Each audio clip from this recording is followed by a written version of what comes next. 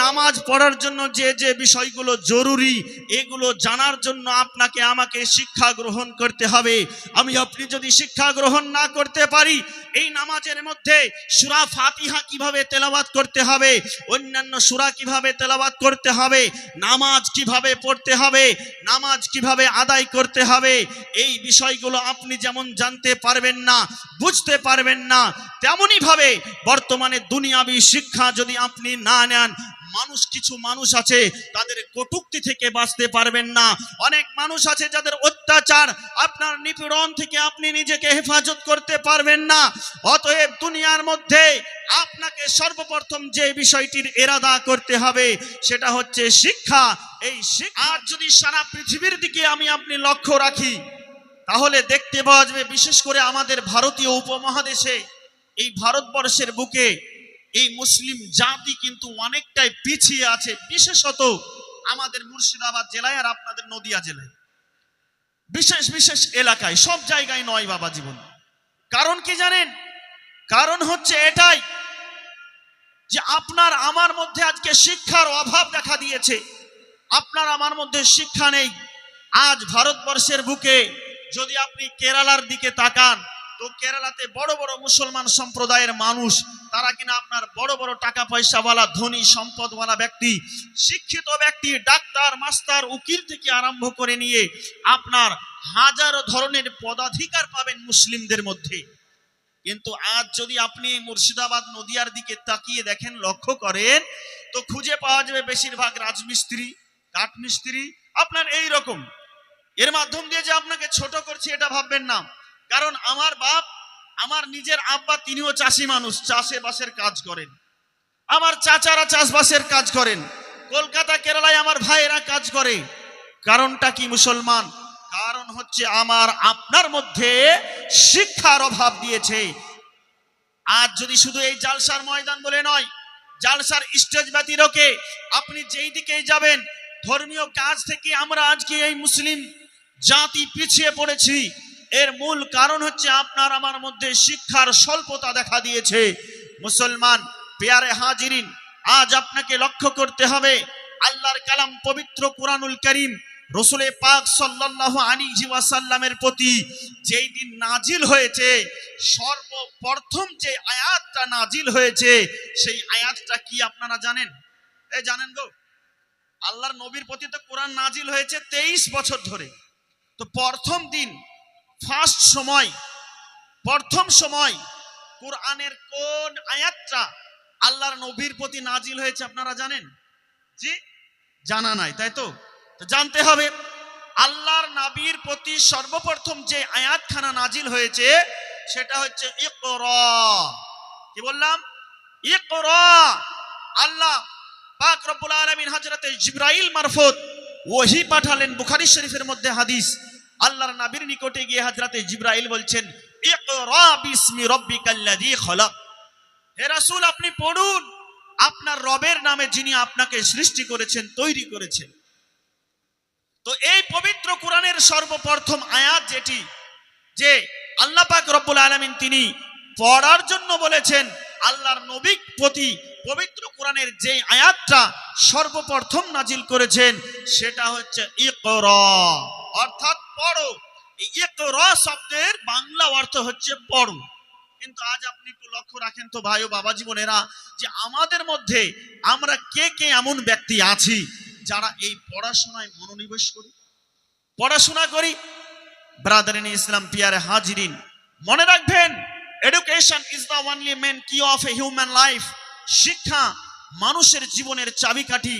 একটা বদ্ধ ঘর, অন্ধকার ঘর, যতক্ষণ না পর্যন্ত ওই ঘরের তালা খুলে জানালা দরওয়াজাকে খুলে দেওয়া হয়, ততক্ষণ পর্যন্ত ওই ঘরের মধ্যে যেমন আলো প্রবেশ করে না, আপনার আমার মধ্যে যদি শিক্ষা না থাকে আর শিক্ষার প্রবেশ না ঘটানো হয় এবং এই শিক্ষা না ঢুকিয়ে যদি আমরা খালি খালি রেখে দিই, ওই অন্ধকার ঘরের মতনই থাকবে।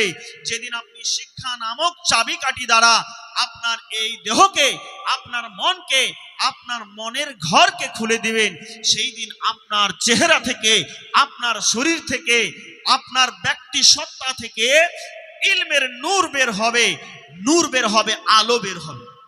অতএব আপনাকে শিক্ষিত হতে হবে। আমি প্রত্যেকটা জালসাতে গেলেই বাবা জীবন এই আবেদনটা এখন আমি রাখি যে আপনি নিজে শিখতে পারেননি, আপনি নিজে পড়াশোনা করেননি, ভালো কথা, সেই যুগে হয়নি, সম্ভব হয়নি, কিন্তু আপনার ঘরে যে সন্তানটা হয়েছে, আপনার নাতিপুতি হয়েছে যারা, তাদেরকে অশিক্ষিত করে রাখবেন না, মূর্খ করে রাখবেন না। আপনার সন্তানকে আপনি পড়াশোনা করান, শিক্ষিত করান, তাকে ডাক্তার তৈরি করুন, তাকে মাস্টার তৈরি করুন, তাকে উকিল তৈরি করুন, তাকে ব্যারিস্টার তৈরি করুন। আজকে আপনাকে এগুলো করতেই হবে, না হলে আপনি এখন যেভাবে পিছিয়ে পড়েছেন, যত দিন যাবে আপনাকে আরো কিন্তু পিছিয়ে পড়তে হবে।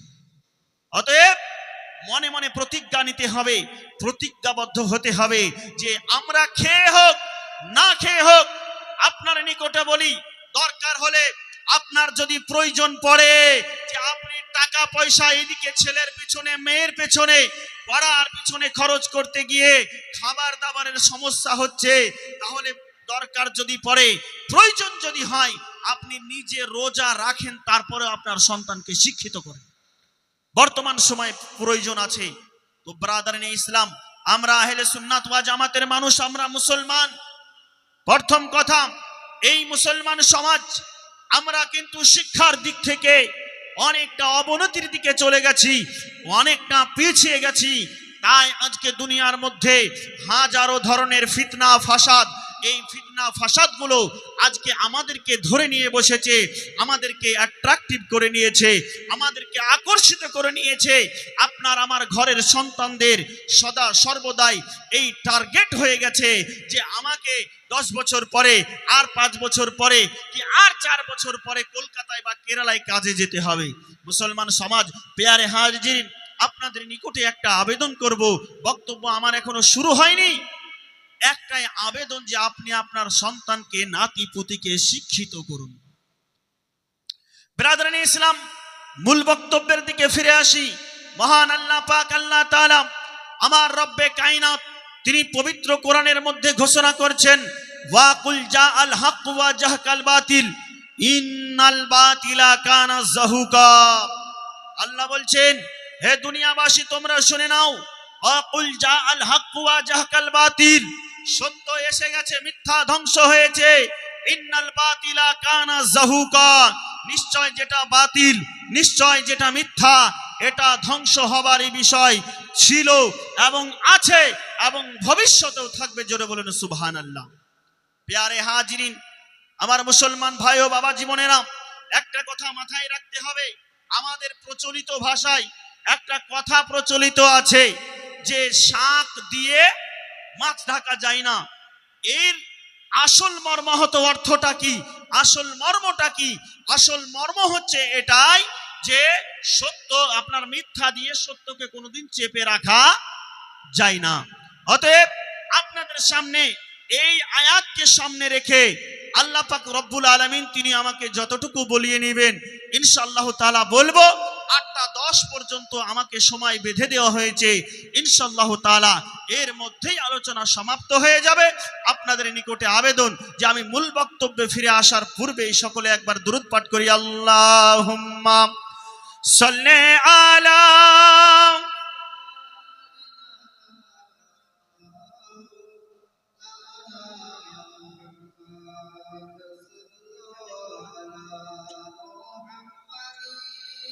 সাল্লি আলা মুহাম্মাদ ওয়া আলা আলি সাইয়্যিদিনা মাওলানা মুহাম্মাদ। সাল্লি আলা মুহাম্মাদিন, সাল্লি আলা মুহাম্মাদ।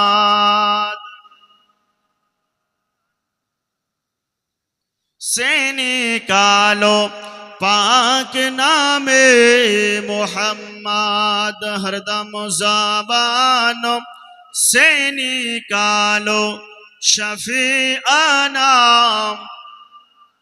नबीर रौजा शरीफ देखे मान भरे ना, दीदार दाओ गो साहे मदीना, दीदार দাও গো শাহে মদিনা।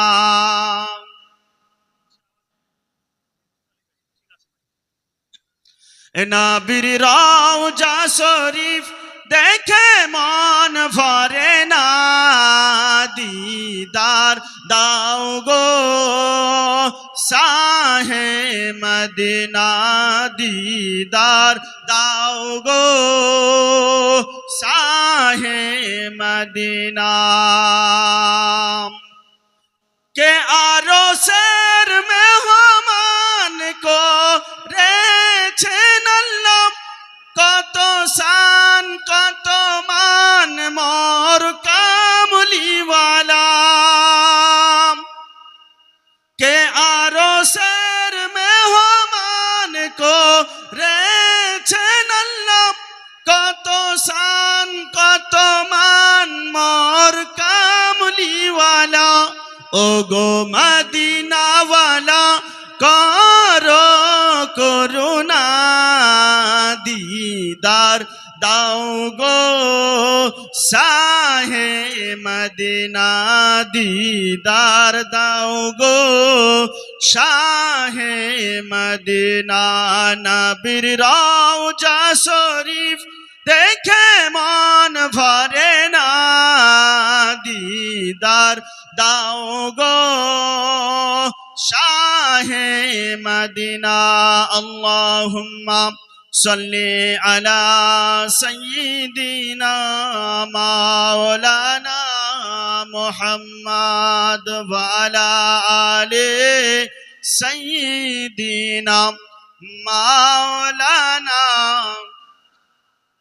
সাল্লাল্লাহু তাআলা আলাইহি ওয়া আলিহি ওয়াসাল্লাম। বাবা জীবন ভাইয়েরা, তো আমি আয়াত তেলাওয়াত করেছিলাম, আকুল জা আল হক ওয়া জাহাকাল বাতিল ইন্নাল বাতিলা কানা যাহুকা। সত্য এসেছে, মিথ্যা দুরভিত হয়েছে, আর মিথ্যা হচ্ছে দুরভিত হওয়ারই জিনিস। আজকে আমি এই জায়গাতে আসলাম, আসার পরেই আমাকে বক্তব্যের জন্য কমিটির লোকজনেরা অনুরোধ করেছেন, সে বিষয়টি অবশ্যই আমার মাথায় আছে। তারপরেও কিছু কিছু আলোচনা আপনার বর্তমান সময়ে করা হচ্ছে জরুরি। কারণ আজকের দিনে বর্তমান সময় আপনার আমার ঈমানকে বাঁচানো এবং আমলকে হিফাজত করা, এই দুটো হচ্ছে জরুরি। আমি প্রথমে আপনাদের সামনে তুলে ধরতেছিলাম যে আপনার সন্তানকে শিক্ষিত করতে হবে। আপনার সন্তানকে শিক্ষিত করতে আপনি বাধ্য। আপনার নাতি পুতিকে, আপনার নাতি পোতাকে, প্রত্যেককে আপনার শিক্ষিত করতে হবে। আপনি শিক্ষিত করতে বাধ্য। তার কারণ হচ্ছে মুসলমান, আজকে বর্তমান সময়ে যদি আপনার সন্তানকে, আপনার যারা নিচের স্তরে আছে তাদেরকে শিক্ষিত না করতে পারেন, তাহলে পারে আপনার দুনিয়া বেকার হয়ে যাবে, তেমনি ভাবে আখিরাতও বেকার হয়ে যাবে। তো কোন শিক্ষার কথা আমি বলেছি? আপনার মনে মনে প্রশ্ন হতে পারে যে হযরত আপনি কোন শিক্ষার কথা বললেন, যেই শিক্ষাটা শিখতেই হবে। আমি বলি ভাই, আজকে আমি আপনাদের সামনে যেই শিক্ষার কথা বলেছি সেটা হচ্ছে দুনিয়াবী শিক্ষা এবং ধর্মীয় শিক্ষা, দুটোকেই বলেছি। আপনি যদি এখানে গুলিয়ে ফেলেন যে দুনিয়াবী শিক্ষার কথা আমি বললাম, ধর্মীয় শিক্ষার কথা বলিনি, তবুও আপনার ভাবনাটা ভুল ছিল। আর আপনি যদি ভাবেন যে আমি ধর্মীয় শিক্ষার কথাটা বলেছি, দুনিয়াবী শিক্ষার কথাটা বলিনি, তবুও আপনার ভাবনাই ভুল ছিল। প্যারে হাজিরিন মুসলমান ভাই ও বাবা জীবন ভাইয়েরা, আমি আপনাদের সামনে যে বিষয়টিকে ফোকাস করতে চাই, বর্তমান সময়ে শিক্ষিত হওয়া জরুরি। কারণ আমি আপনি এই ভারতবর্ষের সরজমিনে আজকে বসবাস করছি। আজ আমাদের ভারতবর্ষের আইন কানুন সংবিধান সম্পর্কে আপনার আমার জানার প্রয়োজন আছে। আমি আপনি কি অধিকার আমি পাবো, আপনার আমার কি অধিকার আছে, সেই অধিকারের দিকে লক্ষ্য রাখারও প্রয়োজন আছে। দুনিয়ার বুকে যদি আপনাকে আমাকে সঠিকভাবে বেঁচে থাকতে হয়, সঠিকভাবে চলাফেরা করতে হয়, তাহলে এই সব বিষয়গুলো আজকে আপনাকে আমাকে জানতে হবে। যদি আমি এই সব বিষয়গুলো জানতে না পারি, এই দুনিয়ার মধ্যে আপনাকে আমাকে অপমানিত হতে হবে, লাঞ্ছিত হতে হবে, বঞ্চিত হতে হবে, নিপীড়িত হতে হবে। তাই প্যারে হাজিরিন মুসলমান ভাই ও বাবা জীবন ভাইয়েরা, দুনিয়াবি শিক্ষা করার প্রয়োজন আছে। তেমনি ভাবে আপনার দুনিয়ার মধ্যে চলতে গেলে ফিরতে গেলে আজ এই মুসলমানদের মধ্যে অসংখ্য আপনার কেনা ফিতনা প্রবেশ করে গেছে। যে ফিতনা থেকে নিজেকে বাঁচানো, আজকে নিজেকে হেফাজত করা আমার আপনার জন্য কঠিন হয়ে দাঁড়িয়ে গেছে। বাবা জীবন ভাইয়েরা, এই কঠিন ফিতনার সময় আপনার আমার ঈমানকে বাঁচানোর জন্য, আপনার আমার ঈমানকে রক্ষা করার জন্য আজকে ইলমে দ্বীন শিক্ষা করারও প্রয়োজন আছে, ধর্মীয় শিক্ষায় শিক্ষিত হওয়ারও প্রয়োজন আছে। মুসলমান, আল্লাহ রসুলের হাদিস, তালাবুল ইলমি ফরিদাতুন আলা কুল্লি মুসলিমি ওয়া মুসলিমা, প্রত্যেকটা নারী এবং পুরুষদের জন্য ইলমে দ্বীন শিক্ষা করা হচ্ছে ফরজ। অতএব যে ব্যক্তি আপনার পুরুষ হোক কিংবা নারী হোক, সে সাবালক হয়ে গেছে মানে তাকে শিক্ষিত হতে হবে, তাকে শিক্ষা অর্জন করতে হবে। শিক্ষা অর্জন ছাড়া এই দুনিয়ার মধ্যে কোনো সফলতা আসবে না, না কোনো আখিরাতের মধ্যে সফলতা আসবে, না দুনিয়ার মধ্যে সফলতা আসবে। কারণ আল্লাহ পাক রব্বুল আলামিনের নবী সাল্লাল্লাহু তাআলা আলাইহি ওয়াসাল্লাম তিনি ঘোষণা করলেন যে তোমাদেরকে নামাজ পড়তে হবে।